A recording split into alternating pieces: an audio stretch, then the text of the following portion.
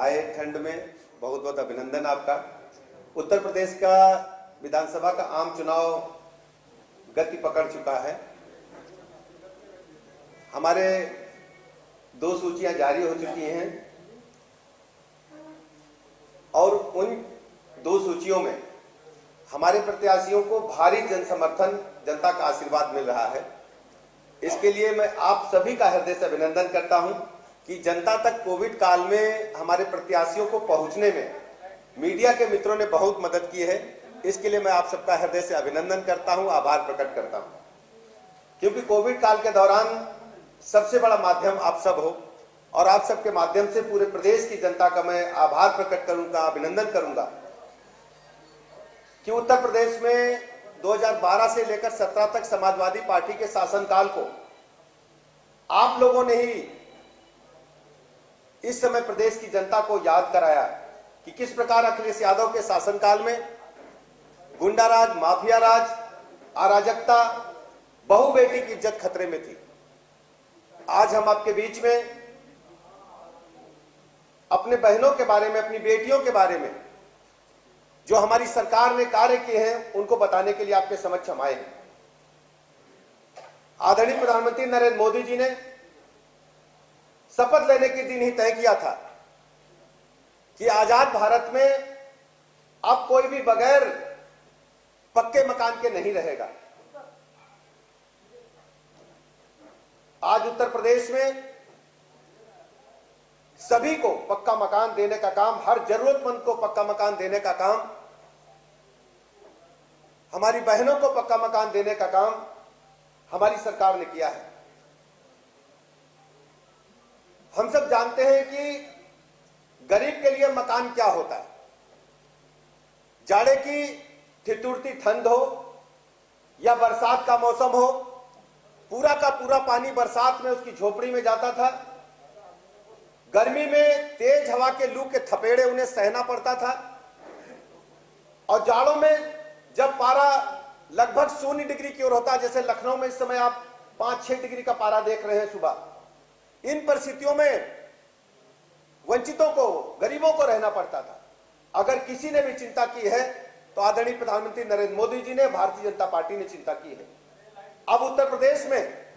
जितने भी जरूरतमंद थे उनको मकान उपलब्ध कराने का काम हमारी सरकार ने किया है। और इसके अलावा केवल मकान ही नहीं दिया, मकान को जगमग रखने के लिए, यानी जब गरीब दूर गांव में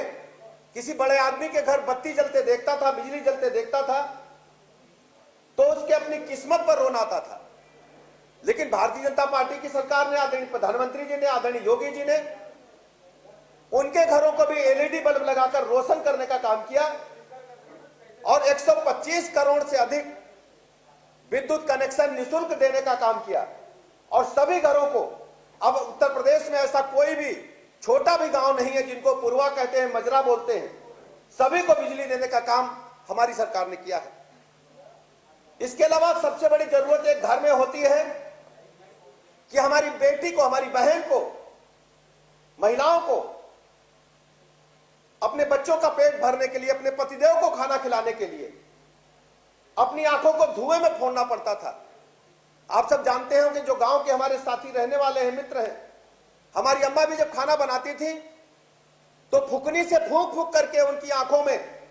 हजारों सिगरेटों का धुआं उनके फेफड़ों में चला जाता था। आजादी के बाद अगर किसी ने महिलाओं की, बेटियों की, बहनों की चिंता की है तो केवल आदरणीय प्रधानमंत्री नरेंद्र मोदी जी ने और भारतीय जनता पार्टी ने चिंता की है। धुआं रक्त, धुआं मुक्त रसोई के लिए सभी को निःशुल्क गैस सिलेंडर देने का काम, गैस कनेक्शन देने का काम हमारी सरकार ने किया है। और सबसे बड़ा विषय आप देखते होंगे, गांव के जो हमारे साथी हैं, बुंदेलखंड के जो मित्र हैं, पानी के लिए, पीने के पानी के लिए महिलाओं को किस कदर मुसीबत उठानी पड़ती थी। सर पे कई कई घड़े लेकर के, बाल्टियां लेकर के उनको जाना पड़ता था सुदूर कुएं पे, पोखरे पे, तालाब पे, या जो सार्वजनिक नल लगे होते उन पर पानी लेने के लिए जाना पड़ता था,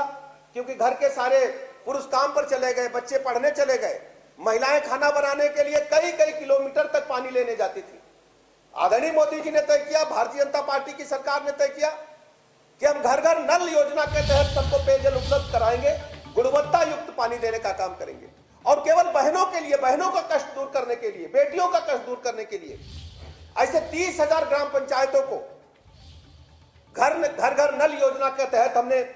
उनको टोटी से नल उनके घर के अंदर देने का काम किया है। और शेष जो रह गए, शीघ्र सभी घरों में मात्र 2 वर्षों के अंदर सबके घर घर नल से जल पहुंचाने का काम हमारी सरकार करने जा रही है। सबसे बड़ी बात थी, अगर गरीब के घर में कोई बीमार हो जाए, हार्ट अटैक हो जाए, कहीं ब्रेन हेमरेज हो जाए, किडनी प्रॉब्लम हो जाए, कोई ऐसा असाध्य रोग रख जाए, तो घर बिक जाता था, खेती बिक जाती थी, हमारी बहनों के गहने बिक जाते थे, जेवरात बिक जाते थे, घर में सन्नाटा परस जाता था, रिश्तेदार आना बंद कर देते थे। लेकिन अगर किसी ने चिंता